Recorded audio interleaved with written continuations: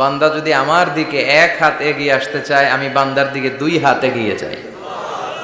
ওয়া ইন আতানি ইয়ামশি আতাইতুহু হারওয়ালা। আমার বান্দা যদি হেঁটে হেঁটে আমার কাছে আসতে চায়, আমি আল্লাহ আমার বান্দার কাছে দৌড়ে দৌড়ে যাই। কি এক আল্লাহ আমরা পাইছি। ফাযকুরুনি ওয়াশকুরুলি ওয়ালা তাকফুরুন। আমার স্মরণ করো, আমিও তোমাদের স্মরণ করব। এজন্য আল্লাহ বলেন শুকরিয়া করো, নেয়ামত বাড়িয়ে দেব। কেউ আমাদেরকে নেয়ামত দেয় না, কেউ আমাদেরকে সুস্থ রাখতে পারে না, কেউ আমাদের মনের আশা পূরণ করতে পারে না একজন ছাড়া। চিৎকার করে বলতে হবে, তিনি কে?